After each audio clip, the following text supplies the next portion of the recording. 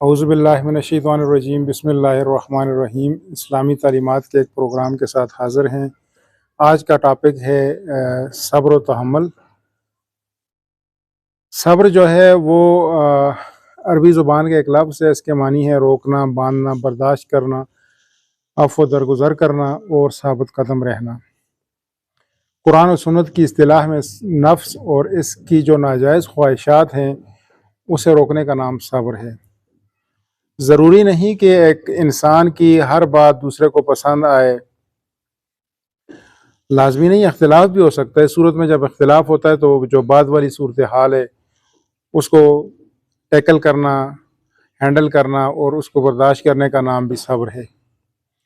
صبر کی اقسام کو دیکھا جائے تو بظاہر دو اقسام ہیں اس کی، ایک بدنی صبر ہے اور ایک طبعی خواہشات اور تقاضوں سے صبر ہے۔ بدنی صبر جو ہے وہ ایسے ہی ہے جیسے مشقتیں، آلام وغیرہ برداشت کرنا، مسائل برداشت کرنا اپنے جسم کے اوپر، بدن کے اوپر مشکل وقت میں۔ طبعی خواہشات اور تقاضوں سے صبر جو ہے وہ بھی ہے کہ شیطان کے خلاف جب ہم جہاد کرتے ہیں وہ بھی صبر کے اس میں آ جاتا ہے کہ رک جانا، اپنے آپ کو روک لینا ایک ایسی خواہشات سے جس کا جو نفس کہتا ہے کہ یہ کرو۔ بہرحال صبر کے فضائل بہت زیادہ ہیں۔ اللہ تعالیٰ نے قرآن پاک میں ارشاد فرمایا جگہ جگہ۔ سورہ انفال میں آیت 46 میں اللہ تعالیٰ نے ارشاد فرمایا، اللہ تعالیٰ صبر کرنے والوں کے ساتھ ہے۔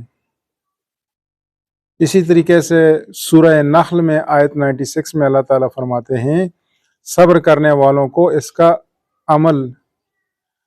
عمل سے کئی گنا زیادہ ملے گا، یعنی کہ بہت زیادہ اجر ملے گا۔ سورہ زمر میں اللہ تعالیٰ ارشاد فرما رہے ہیں کہ صبر کرنے والوں کو بے حساب اجر ملے گا جس کا کوئی حساب ہی نہیں ہے۔ سورہ آل عمران میں دیکھا جائے 146 آیت کو اسٹڈی کریں، قرآن پاک ہاتھ میں لیں، پڑھیں، صبر کرنے والے اللہ کے محبوب ہیں۔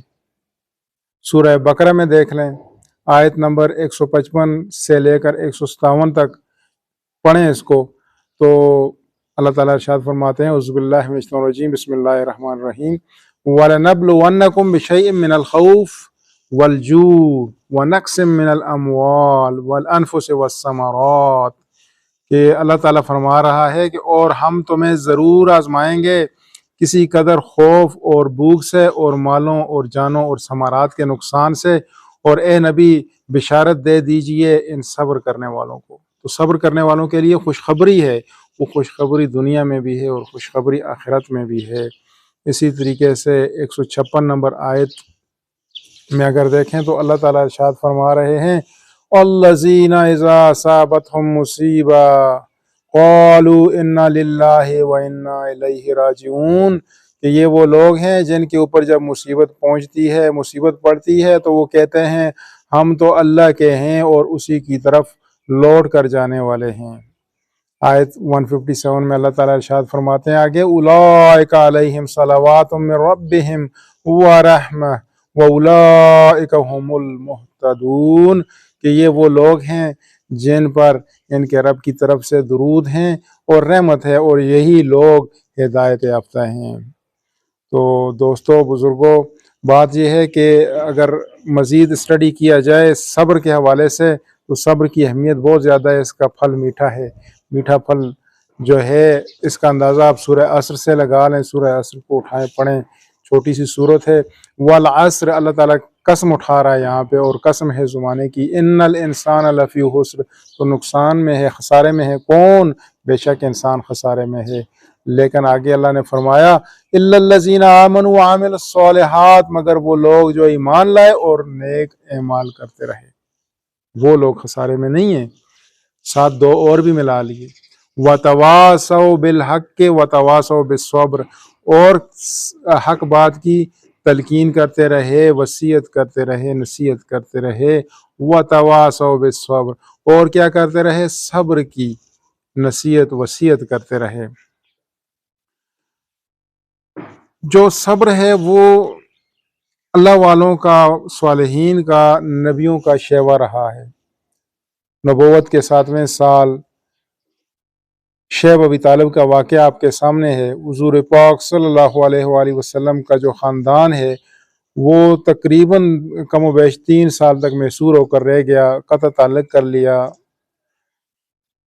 ان کے ساتھ قطع تعلق کر لیا گیا۔ اور اس کے علاوہ مشکل وقت ہوتا ہے ایسا، اور عام الحزن کا جو سال ہے وہ بھی ایک مشکل مرحلہ تھا حضور پاک صلی اللہ علیہ وسلم کی زندگی میں۔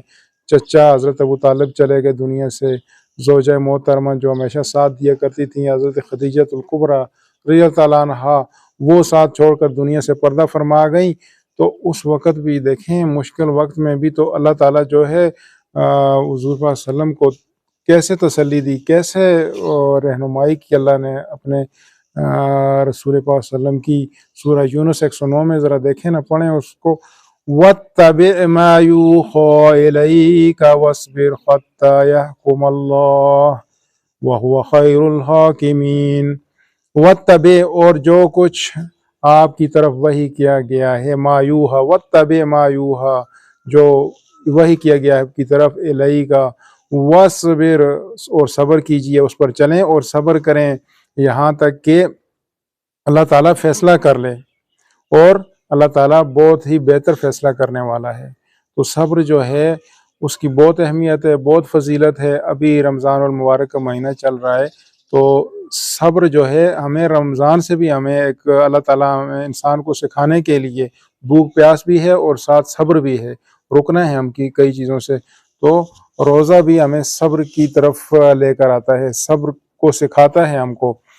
اسی طریقے سے اگر دیکھیں تو انبیاء میں صبر ایوب علیہ السلام بہت مشہور ہیں۔